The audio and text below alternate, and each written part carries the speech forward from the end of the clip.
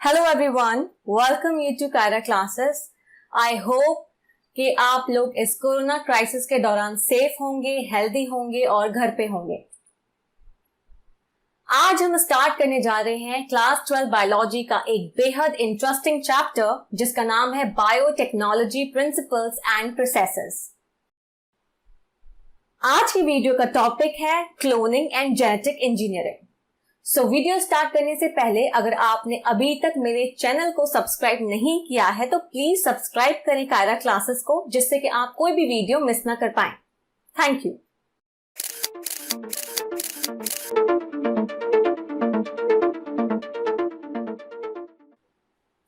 Start करते हैं आज की वीडियो। बायोटेक्नोलॉजी। बायो मतलब लिविंग ऑर्गेनिजम्स, टेक्नोलॉजी ऑब्वियसली आपको पता होगा, साइंटिफिक स्किल्स, मेथड्स और प्रोसीजर्स जो होते हैं वो टेक्नोलॉजी कहलाई जाती है। बायोटेक्नोलॉजी डील करती है उन टेक्निक्स या उन प्रोसीजर्स के साथ जिसमें हम लाइव ऑर्गेनिजम्स जो लिविंग ऑर्गेनिजम्स हैं उनको यूज करते हैं या फिर उनसे एंजाइम्स आइसोलेट करते हैं उन ऑर्गेनिज्म से, और क्या प्रोड्यूस करते हैं, क्या फॉर्म करते हैं, प्रोडक्ट्स, और वो प्रोसेसेस जो कि ह्यूमन के वेलफेयर के लिए यूज किए जाते हैं या ह्यूमन वेलफेयर के लिए मददगार साबित होते हैं, उन प्रोडक्ट से प्रोसेसेस को फॉर्म करते हैं।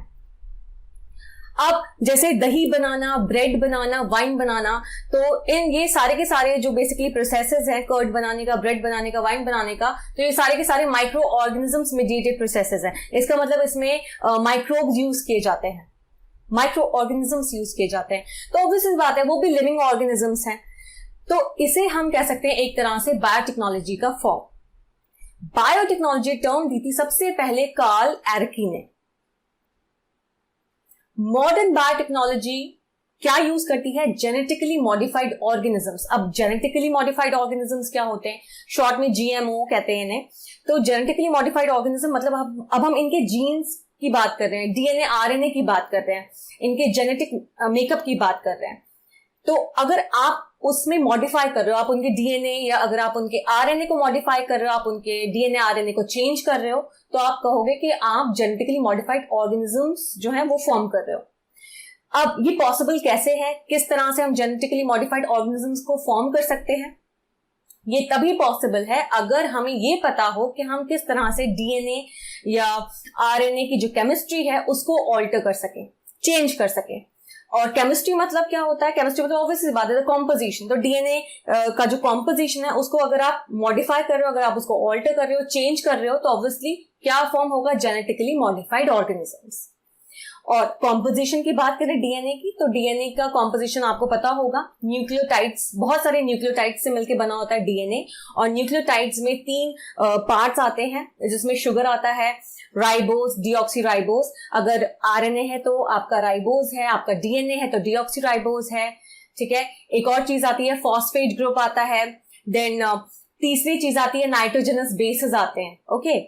और अगर हमें ये पता है कि हम किस तरह से डीएनए की केमिस्ट्री और कॉम्पोजिशन को चेंज कर सकते हैं, मॉडिफाई कर सकते हैं, तो इससे हम रिकॉम्बिनेंट डीएनए भी कंस्ट्रक्ट कर सकते हैं, फॉर्म कर सकते हैं। दिस की process is called recombinant DNA technology और जेनेटिक इंजीनियरिंग। तो इसी प्रोसेस को, जिसमें हम ये जान सकते हैं कि किस तरह से हम डीएनए की केमिस्ट्री को चेंज कर सके, जेनेटिकली मॉडिफाइड ऑर्गेनिजम्स बना सकें, तो इसी प्रोसेस को हम कहते हैं रिकॉम्बिनेंट डीएनए टेक्नोलॉजी या जेनेटिक इंजीनियरिंग। या एक सिंपल वे में अगर मैं समझाना चाहूं तो रिकॉम्बिनेंट डीएनए टेक्नोलॉजी आप ऐसे समझिए, सपोज आपने 2 स्पीशीज या 2 डिफरेंट ऑर्गेनिज्म से डीएनए लिए और फिर आपने उन डीएनए को मिक्स कर दिया। देन फिर वो जो मिक्स हुआ है डीएनए, फिर आपने क्या किया? आपने रेसिपिएंट या होस्ट ढूंढा, उसमें अब आपने क्या किया? वो जो डीएनए है दोनों का मिक्स आपने इंट्रोड्यूस करा दिया उस होस्ट या फिर उस रेसिपिएंट ऑर्गेनिज्म में, तो हम कहेंगे वो रिकॉम्बिनेंट डीएनए टेक्नोलॉजी है। और जेनेटिक इंजीनियरिंग की अगर मैं बात करूं तो अगर आप डायरेक्ट मैनिपुलेट कर रहे हो, आप डायरेक्टली चेंज कर रहे हो डीएनए और आरएनए में, उनकी केमिस्ट्री में, तो उसे हम कहते हैं जेनेटिक इंजीनियरिंग। अब ये जो रिकॉम्बिनेंट डीएनए टेक्नोलॉजी या जेनेटिक इंजीनियरिंग है, इस प्रोसेस में कुछ चीजें यूज होती हैं, ओके। तो क्या क्या होती हैं वो? जैसे रेस्ट्रिक्शन एंडोन्यूक्लियेसेस हैं, ये आपके एंजाइम्स हैं, या फिर आप इन्हें कह सकते हो मॉलिक्यूलर सिजर्स, ठीक है। सिजर्स आपको पता है काटने के काम आती हैं, तो ऑब्वियसली सी बात है रेस्ट्रिक्शन एंडोन्यूक्लियेसेस भी जो एंजाइम्स हैं वो कट करने के काम आती हैं। एंजाइम्स की अगर मैं बात करूं यहाँ पे बायोटेक्नोलॉजी में, तो 2 टाइप के आपको एंजाइम्स मिलेंगी। एक मिलेंगी एंडोन्यूक्लियेसेस जो यहाँ पे दी गई है, एक होती है एक्सोन्यूक्लियेसेस। तो एंडोन्यूक्लियसेस क्या करती है, वो डीएनए के अंदर मतलब with in the DNA cut करती है, और एक्सोन्यूक्लियसेस जो होती हैं वो जो एंड होता है डीएनए स्ट्रैंड का उसको कट करती है एक्सोन्यूक्लियसेस। तो ये हम आगे डिटेल में पढ़ेंगे। नेक्स्ट है हमारा डीएनए लाइगेज। ये भी एक एंजाइम है। ये क्या करती है, ये जो डीएनए स्ट्रैंड्स हैं उनको जोड़ने का काम करती है, ये ज्वाइन करती है डीएनए स्ट्रैंड्स को, डीएनए लाइगेज। अब तीसरा है एक सूटेबल प्लाज्मिड होना चाहिए, एक वायरल या फिर हम कह सकते हैं वायरल वेक्टर्स। तो इन सब चीज ये सारी चीजें भी होनी चाहिए। बेसिकली इस प्रोसेस में ये सारी चीजें भी इन्वॉल्व होती हैं, इनका यूज भी इन्वॉल्व होता है। अब इन सारी चीजों से हम क्या कर सकते हैं, हम किसी भी फॉरेन डीएनए या कोई भी एलियन डीएनए है, फॉरेन डीएनए, उसको हम आइसोलेट कर सकते हैं, निकाल सकते हैं इन चीजों की मदद से।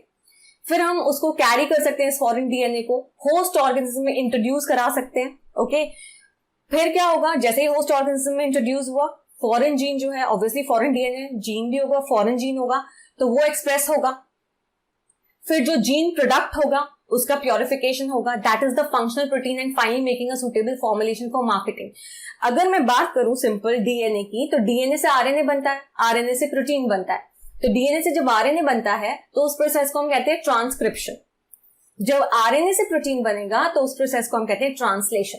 तो यहाँ पे फंक्शनल प्रोडक्ट की जो बात कर रहे हैं, जो जीन प्रोडक्ट है वो बेसिकली प्रोटीन है। ओके, तो सबसे पहले क्या होगा, वो डीएनए जो है, फॉरेन डीएनए जिसे आपने होस्ट ऑर्गेनिज्म में इंट्रोड्यूस कराया है, अब वो उसका जो फॉरेन जीन है वो एक्सप्रेस होगा।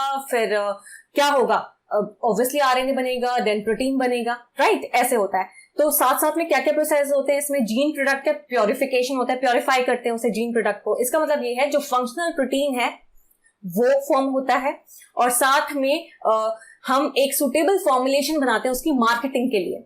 और अगर हमें ज्यादा फंक्शनल प्रोटीन प्रोड्यूस करना है, लार्ज स्केल पे प्रोडक्शन करना है फंक्शनल प्रोटीन का, तो उसके लिए बायोरिएक्टर्स का यूज किया जाता है। नाउ नेक्स्ट है हमारा जेनेटिक इंजीनियरिंग। जेनेटिक इंजीनियरिंग, जैसे मैंने अभी आपको थोड़ा सा इंट्रोडक्शन दिया था कि अगर आप डायरेक्ट मैनिपुलेट कर रहे हो डीएनए आरएनए को, ठीक है, उनकी केमिस्ट्री को डायरेक्ट मैनिपुलेट कर रहे हो, तो उसे हम कहते हैं genetic engineering. Genetic engineering involve the techniques और methods to alter the chemistry of genetic material. जैसे मैंने अभी आपको बताया था कि जेनेटिक इंजीनियरिंग में क्या होता है, जेनेटिक मतलब जीन्स आ रहे हैं इसमें। ओके, तो जेनेटिक इंजीनियरिंग में क्या होता है, आप उन टेक्निक्स या उन मेथड्स को यूज करते हो जिससे आप जेनेटिक मटेरियल की केमिस्ट्री को चेंज करते हो। ओके, केमिस्ट्री मतलब द कॉम्पोजिशन ऑफ डीएनए और आरएनए। आप उसकी केमिस्ट्री को चेंज करते हो, उसके कॉम्पोजिशन को चेंज करते हो, डीएनए या आरएनए जो भी जेनेटिक मटेरियल प्रेजेंट है ऑर्गेनिज्म में। और जैसे ही आपने चेंज किया, उससे क्या होता है रिजल्ट, कि जो होस्ट ऑर्गेनिज्म है उसका जो फिनोटाइप है, उसका जो फिजिकल अपीयरेंस है वो चेंज हो जाता है।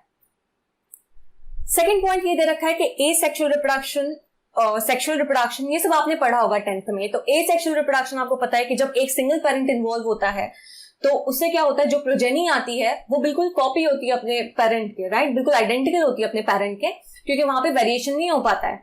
सो बेसिकली वहां पे जेनेटिक इन्फॉर्मेशन जो है वो प्रिजर्व रहती है। तो जेनेटिक इन्फॉर्मेशन जो एसेक्स मतलब बेसिकली जो पेरेंट में थी वही उसके ऑफस्प्रिंग में आई, तो एसेक्सुअल रिप्रोडक्शन ये होता है, it preserves the genetic information. लेकिन अगर मैं बात करूं सेक्सुअल रिप्रोडक्शन की, तो इसमें दो पेरेंट्स इन्वॉल्व होते हैं, एक मेल होता है, एक फीमेल होता है। उनके गैमीट्स फॉर्म होते हैं, फिर गैमीट्स फ्यूज करते हैं, जाइगोट, एम्ब्रियो, ये लंबी कहानी है, ये 10th में पढ़ा होगा हमने।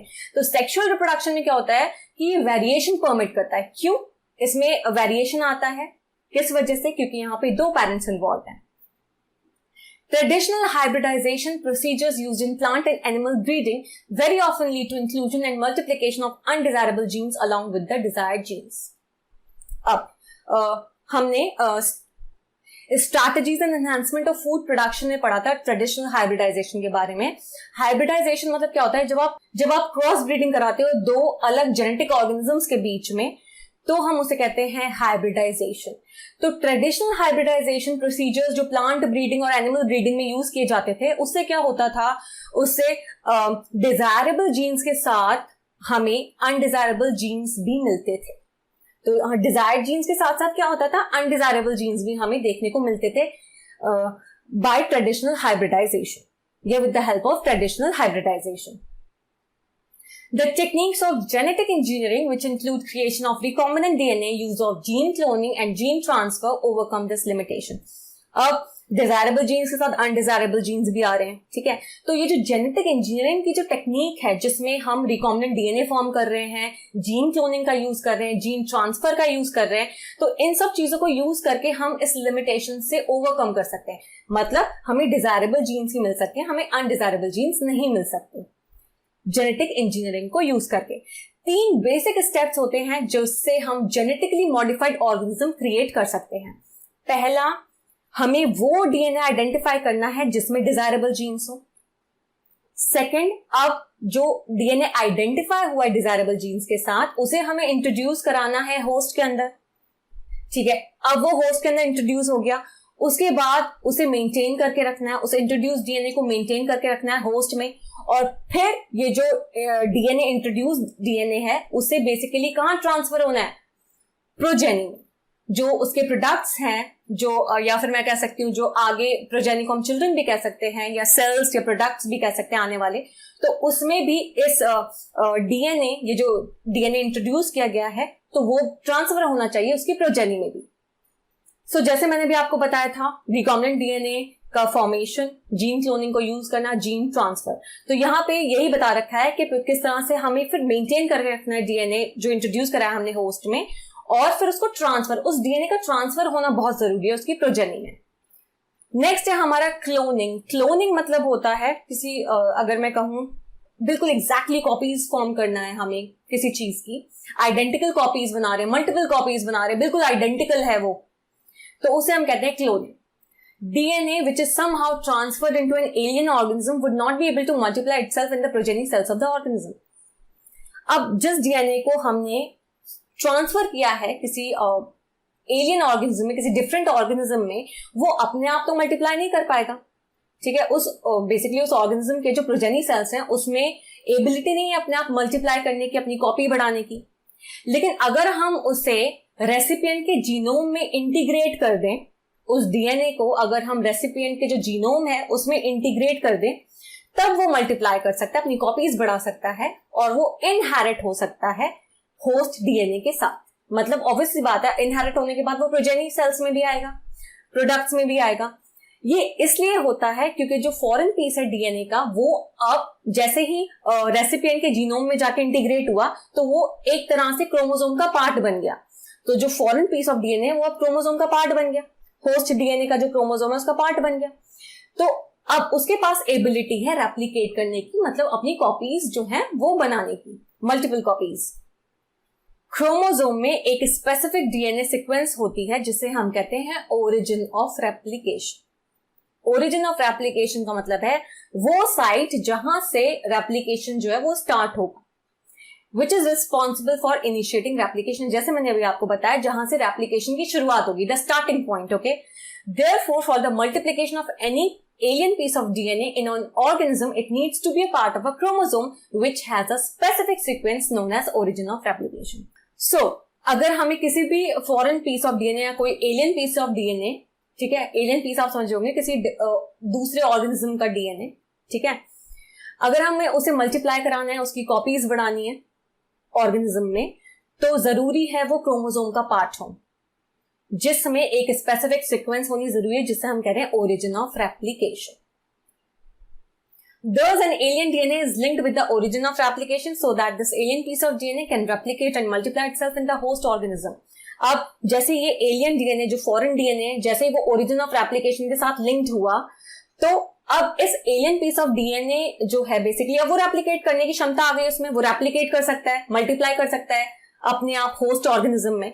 इसी चीज को हम कहते हैं क्लोनिंग, या फिर हम कह सकते हैं मल्टीपल आइडेंटिकल कॉपीज बनाना किसी भी टेम्पलेट डीएनए, ठीक है। टेम्पलेट डीएनए क्या है? ये एक नॉन कोडिंग स्ट्रैंड है जो कि किसी भी प्रोटीन के लिए इनकोड नहीं करता है। तो इस पूरे प्रोसेस को हम कहते हैं क्लोनिंग, या फिर बहुत सारी एक जैसी कॉपीज बनाना किसी भी template DNA. So this is the end of today's video. I hope आपको वीडियो समझ में आई हो। Thank you for watching and please subscribe my channel for more videos, and also please take care.